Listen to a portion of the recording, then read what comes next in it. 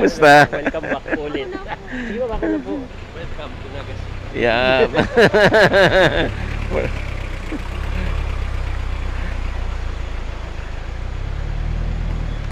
Nasa ano tayo? Naga City. So, Hotel. Saan yung El Santo? malapit sa ano? Malapit sa City Hall. Ah. Yan. Yes. So, nandito tayo sa Naga. Nag-dinner tayo actually. Tapos ngayon, pauwi na tayo doon sa ating hotel. So,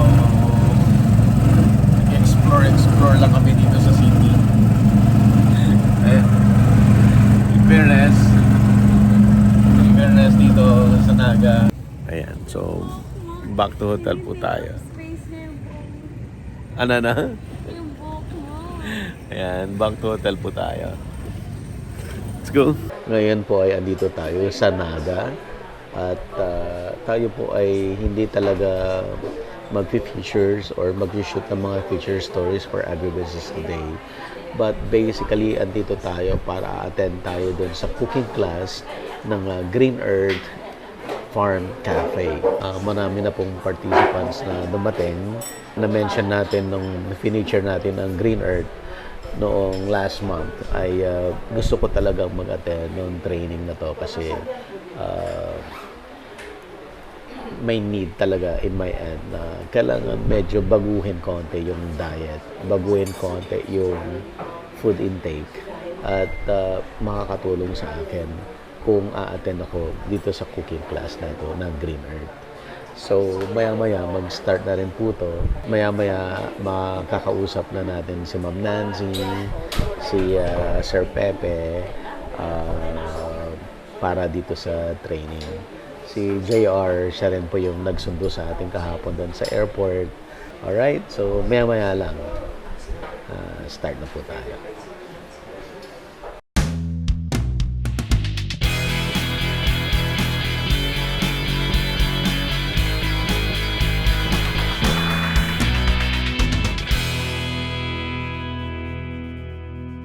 Available na po ang agribusiness merch sa Shopee. Ang link nasa description box. Medyo matagal-tagal mo nating hinintay but finally na-reach natin yung 1 million subscribers dito sa Agribusiness How It Works. Kaya meron tayong win a trip to Vietnam, all expense paid. Open to all farmers, gawa lang kayo ng 1-minute video at sabihin bakit kayo ang kailangan manalo. Ang full mechanics, basahin lang po sa Facebook page ng Agribusiness How It Works. Make sure po na basahin mabuti ang mechanics para ma-qualify. Pwede na kayong mag-post ng entry ninyo. Ang contest ay hanggang January 5, 2024. Ito po ay in partnership with Inspired Learning Tours at NutriHydro Plant Nutrients.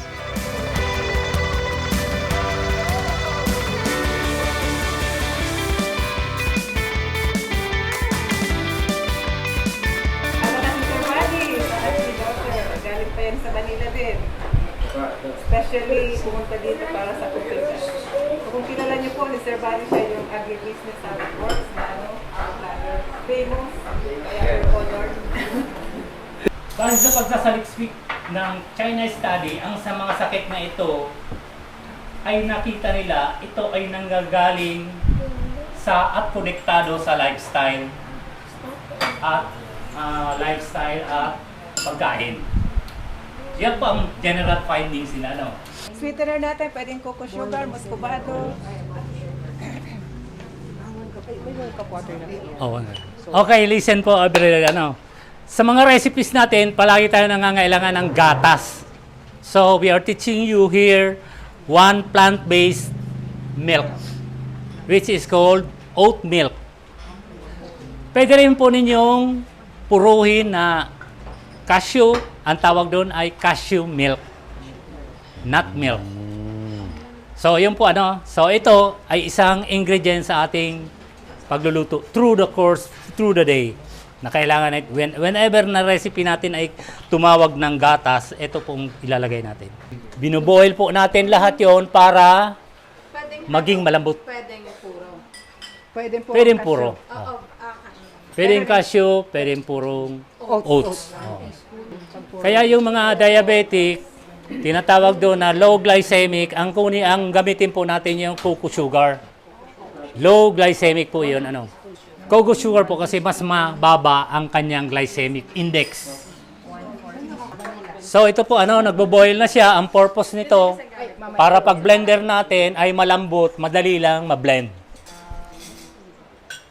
Kaya binoboil po natin siya. So, for the sake of the recipe, pwede na po siguro nating i-blend yan para ma-observe natin kung saan tayo nagkamali. Lagay po tayo dito ng 1 cup tubig bago ilagay iyan para hindi maglitik. 1 cup water. Okay. Ilagay na po natin yan. Slowly siyang hindi ma-shock. Sige na po. Lagay mo na pong lahat kasi kaya-kaya na.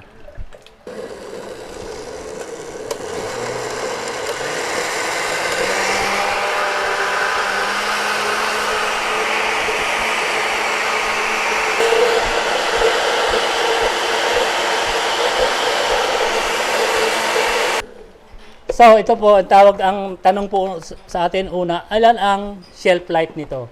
Ang shelf life na po dito ay maghapon lang. Pero to preserve, isalin ninyo sa mga ice bag and freeze. Kuha na lang kayo ng kuha per serving. Okay ba? Pag freeze po natin, everything stops. Pero pwede nating hanggang mga 1 month. Pwede na yun. 1 month? Oo. The most 1 month. Oo. Kaya nakikita po natin, ito, milk na siya pero grainy pa. Anong diferensya? Hindi naluto. Hindi naluto masyado. Kaya to preserve the energy sa kasureko at saka pag-blender, lutuin nating mabuti. Pwede po po hindi. Kaya tinakita lang sa'yo kung ano ang mga mali, anong dapat nating gawin. Kaya ganito ang actual, kaya nag-hands-on tayo. So, ito na, i-blend na lang uli natin. Mahirap na lang muna.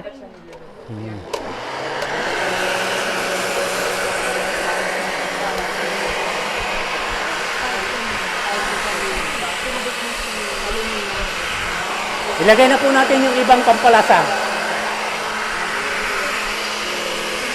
Pero ang importante po dito, marunong na kayo ng gumawa ng milk na plant-based. Okay po? Pwede rin po honey. Because technically, ang honey po is plant-based.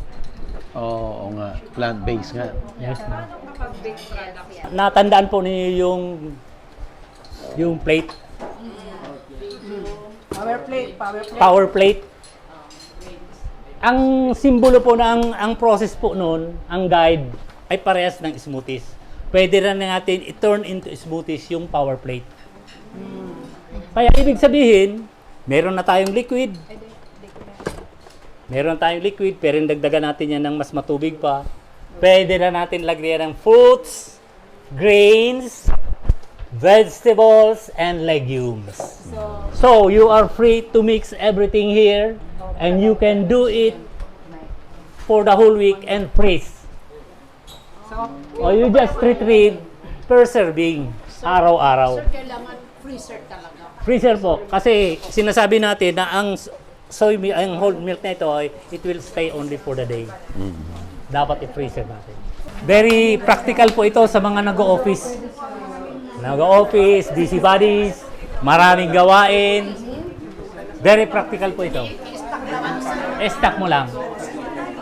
Pagdating mo, pagkagising mo, may complete meal ka kaagad. Pwede sir, di ba from frozen, pwede mong i-blend ulit. Oo, blend mo ulit, pok-pok, no? Marunot. O kaya ito muna. Ito, Ito muna. Pag kinabukasan, i-blend mo lang ulit. Okay na, mayroon ka ng breakfast. Diba? Isang tungga lang, breakfast na. Larga ka na. Complete meal na yun eh. Remember po, power plate, power plate.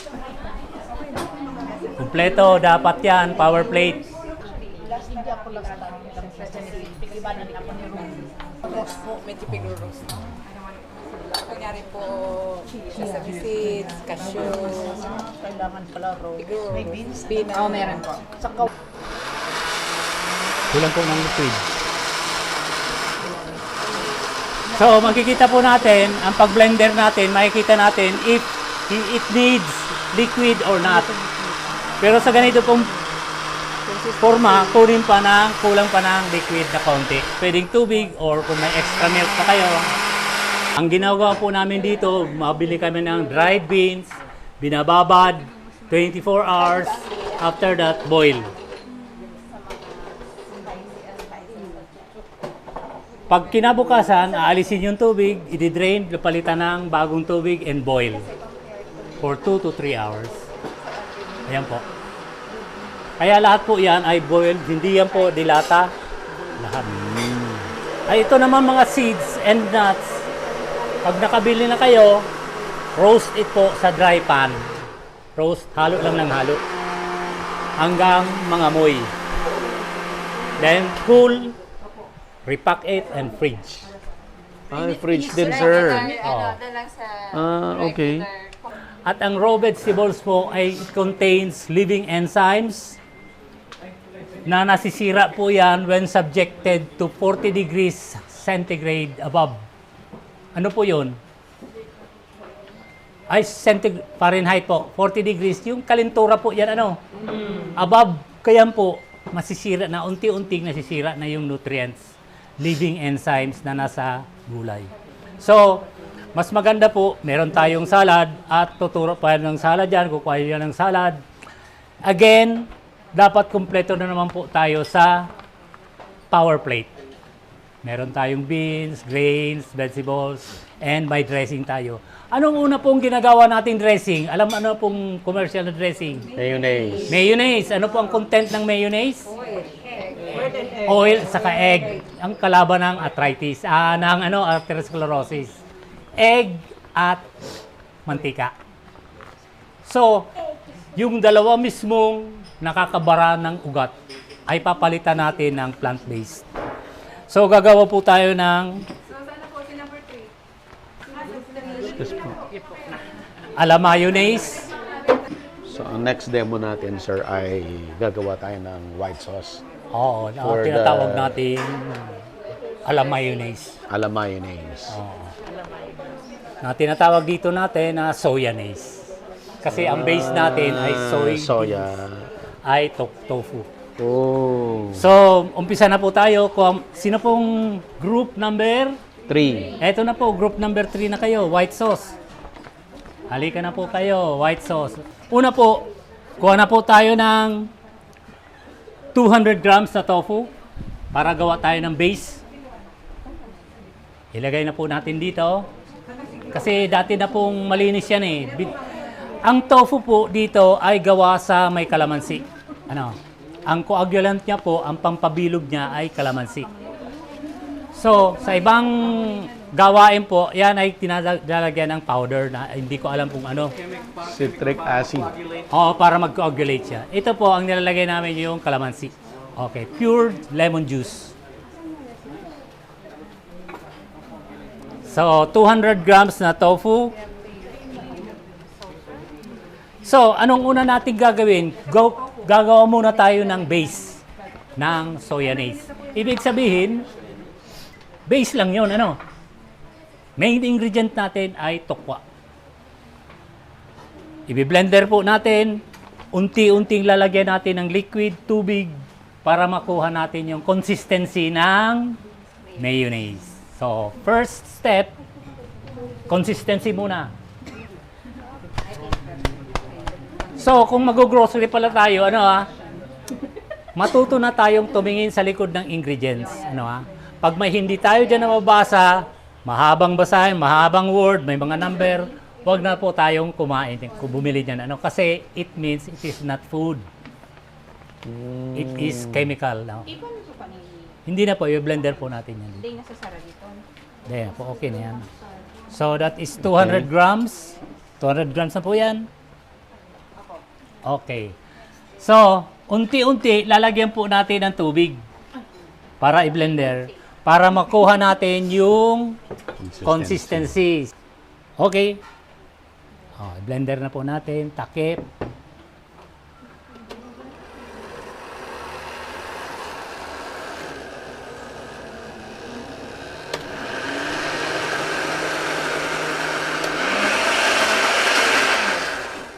Kulang pa pong tubig. Oh. Halo po natin. Okay. Blend ulit natin.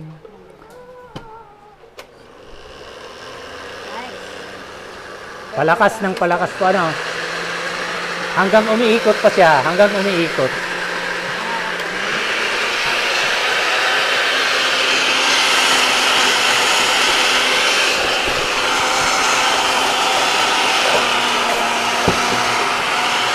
Itaas po nga yung kutsara. Okay. Pakita natin sa kanila.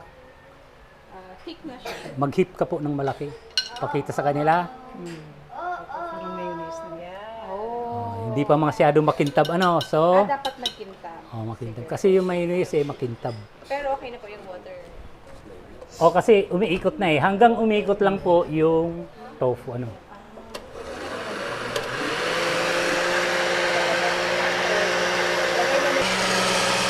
Sandali po, sandali.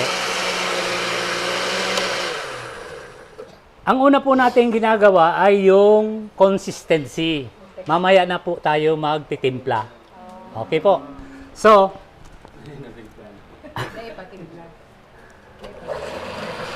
tingnan po natin ano.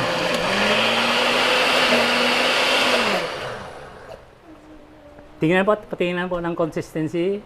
Lasa po kung grainy or milky na. Lasa na po. Lasa.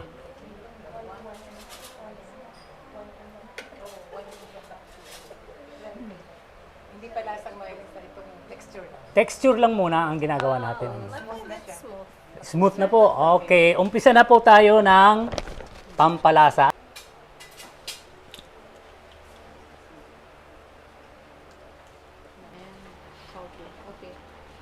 Okay, i-blend na po natin. Kompleto na po yung ingredients.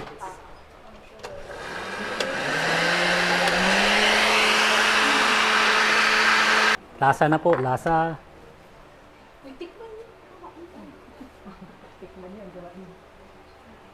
Kailangan na ng... So, ito na po. Kulang ang asin.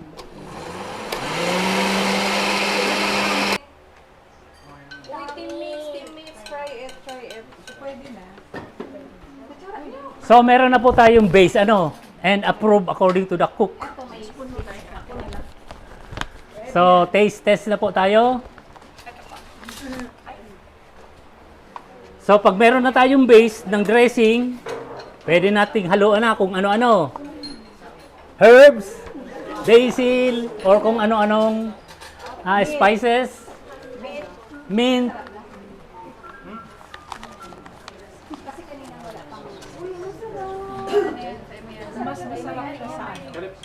Pwede mo na inipasa yung cucumber, ang carrots, naman. Mas masarap daw sa ladies' choice. Mas masarap sa lady. At siyempre, mas healthy sa ladies' choice. Oo. Umpisa pa lang po, wala na tayong cholesterol. Ano? Ang problema natin yung fats and calcium. Yung fats naman, mamaya na yon. Ito naman calcium, okay na kasi meron na tayong gatas. Meron na tayong mayonnaise. Ano pa ba ang hahanapin natin? So, yung tatackle natin ngayon, yung oil, kasi magkukook tayo, ano? Magluluto tayo. Anong palaging unang ginagawa natin sa pagluto? Fry. Gisa. Lahat may gisa. Anong ginagamit natin pag gisa? Oil. Paano tayo makapagluto? Walang gisa, walang oil. Magluluto po tayo na may walang oil, kundi magigisa po tayo sa tubig. Ito po, umpisa na po tayo. So, next group is, puta na tayo dito. Next group. Ang gagawin po natin ay soup. Sa paggawa po ng soup, marami tayong main ingredients. Main substance, pwedeng root crops or fruit vegetables. Ang gagawin po natin yung squash soup. Ito po, pre-boiled na siya para hindi tayo maabala kasi marami pa tayong gagawin. Burger, shawarma, marami tayong gagawin. Kaya ito, pinag-pre-boil po natin. Ano. Ngayon, mag-uumpisa na po tayo ay maggigisa tayo. Sana yung mga kasama ko dito. Kailan po sila nag-grupo? Four. Oh. Kumakain pa pala. Nag-enjoy na. Oh, maganda po tayo ng squash. Meron na po tayong squash or carrots. 100 grams onion cube. 2 cloves of garlic. At yung parsley. Okay. Stainless. Pwede po tayo mag-invest ng ganitong stainless, makapal. Para palagi kasi natin itong ginagawa sa paggisa. Ano? Kasi mas importanteng meron tayong ganitong equipment para madali tayo makapagluto. So ang gagawin po natin ngayon ay batch cooking para pag naluto na po natin ito, i-repack na naman ulit natin sa ice bag and according to serving, i-freeze natin para araw-araw meron tayong soup. Iba-iba pwedeng gawin natin. Kamote, carrots lang, or mga beans. Okay po. Sige. Para iba-iba naman ang soup natin. Ano? Pwedeng combination of 1 or 2 root crops or fruit vegetables. Kaya pwedeng isang weekend, gawin na natin lahat yung ulam natin for the week and kuha na lang, retrieve na lang tayo ng retrieve according to our meal plan. Okay. Freezer lang kailangan tayo. Balik kayo ng freezer na malaki talaga. Hindi, according to your needs. Oo. Pwede naman. Okay naman. Okay mo. Diyan pa dyan. So, mag-uumpisa tayo, painitin itong pan natin. Ano, painitin muna natin. Ano, tingnan natin. Ang umpisa pag-init, ito ang tinatawag na marble test. Ano, kung pwede na. Hindi pa pwede. Okay. Kaya pinapainit po natin yan. Bakit po natin ginagawa ang marble test? Kasi tinitesting natin yung material ng stainless. Sa ngayon ay buka pa siya, malamig. Pag buka pa siya, pag nilagyan natin ng ingredients, kakagatin yun at matututong. Ano. Pero pag nag-close yun, kahit ang inalagay mo dyan, slide lang siya ng slide. Ano. Kaya matetesting natin yan sa paraan ng marble test. Ganito po ang marble test. Malapit na. Pag nagbilog-bilog na siya. Ayun. Tubig lang po ito. Hindi po ito mantika, ano ha. So, mag-invest po tayo rin, number 80 or 90. Nakalagay naman po yan dyan sa ilalim. Makapal, stainless pan. Kasi yung manipis, magbi-break yung ganyan para yung tubig, baka matalsikan pa tayo, ano. Kaya dapat makapal. Totoo lang po ito sa stainless. Pero pwede itong gumawit ng porcelain, glass, at hindi pwede po yung aluminum. Kasi makukontaminate yung food natin at magkakaroon tayo ng sakit na Alzheimer's disease. Itong ordinary yung kawali, sir. Aluminum po yun. Aluminum to. Ito po, madali na. Madali na siya maging marble at marble na nga. Ayan. Ibig sabihin, sarado na siya, ano? Marble na nga siya. Tingnan natin, ano? Ayan. Watak-watak. Ngayon, magkakaisa siya, ano? Ngayon, pag isa na lang siya, marble na nga siya. So, ilagay na natin. Pwede na tayo mag-umpisa ng pagluto. Yung non-stick ay pwede lang yon sa hindi high heat. High heat na kasi ito. Tumatanggal yung non-stick. Kaya yung mga non-stick, ito po, sino na po ang mag-luto nito. Ngayon, hinahanap po natin yung lasa. As of now po, sa start pa lang, we are building flavors. Bango. Mababango na si Sir. Nababango na si Sir. And it comes from that onion caramelization ng onion. Ano. Nagka-charcoal siya, pero pag dumidikit na siya, lagyan na natin ulit siya ng tubig. Hanggang maging brown siya or caramelized.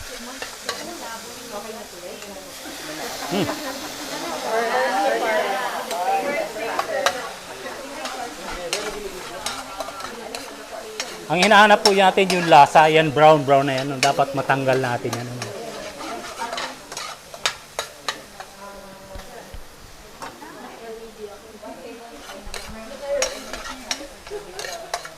Tubig lang po ang panggisa natin. Ano. Ilagay po natin sa may kulay brown at kuskuso ng kuwit.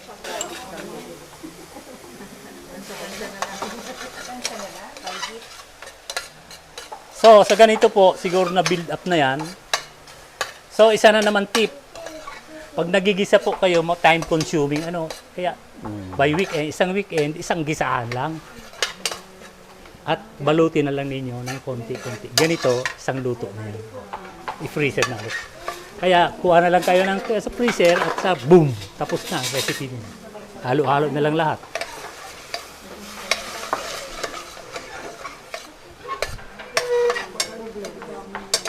So, pwede na po tayo mag-proceed. Ihalo na po natin ito. Siguro malambot na rin ito. Ihalo na rin natin yan. Yung garlic. Yung garlic pa pala. Dapat magisa-gisa rin yun. Ano? Sorry. Dapat magisa-gisa rin yun mga 30 seconds. Ano? So, we add now the boiled squash. So, to simplify, nag-boil na po tayo ng squash. Kaya, sunod nito ay be-blender na lang po natin. So, yan na. Blender na po natin sila. Sino na po mag-take over?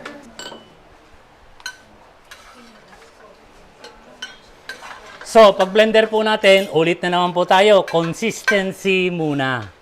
Okay. Next, pag ayos na ang consistency natin, timpla na. Ganun lang naman pagluto natin, ano, paulit-ulit lang ng sistema. Ang problema po natin, bago tayo mag-umpisa, plano ng step by step, para hindi tayo nabibitin. Ano.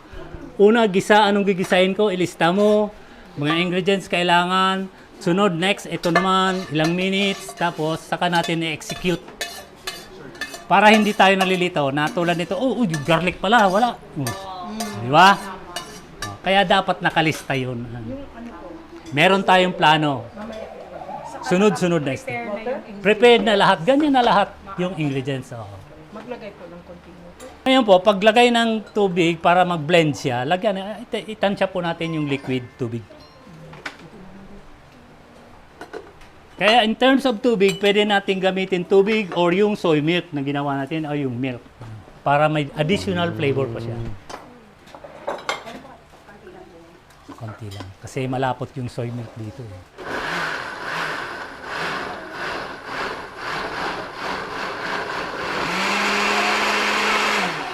So, ito nakikita natin malapot siya Ano bang desisyon mo? Bakit ka gumagawa nito? Pampalaman ba ito?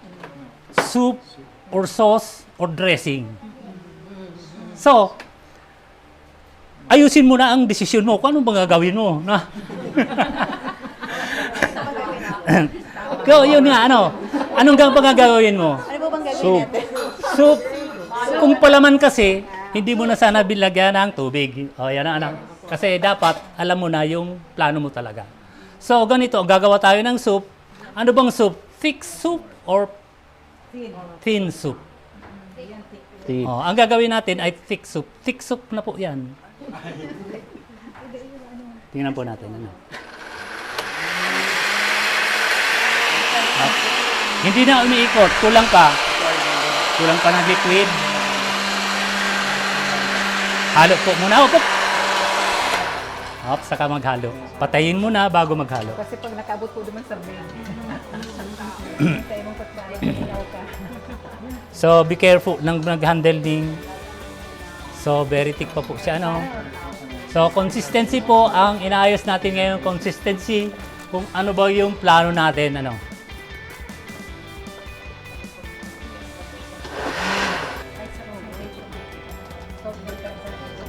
Salt lang. Salt and pepper lang. Sige, salt and pepper.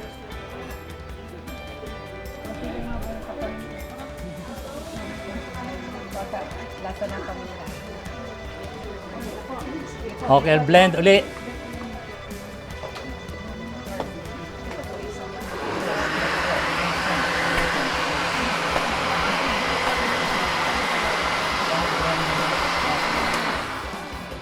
So, meron na po kayong soup na pwedeng combination of 2 or more root crops or fruit vegetables.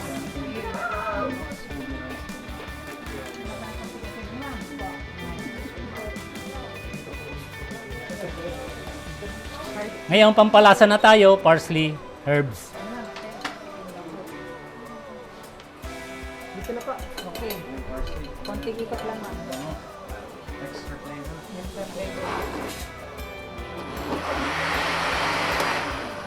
Sige po, kasi malalaki pa yung hiwa ng... Okay na po yan, okay na po yan. So, nakikita natin may mga green spots para magandang tingnan ang ating soup. Oo, may mga green spots yan. Available na po ang agribusiness merch sa Shopee. Ang link nasa description box. Agribusiness, how it works. Instruct, inspire, succeed.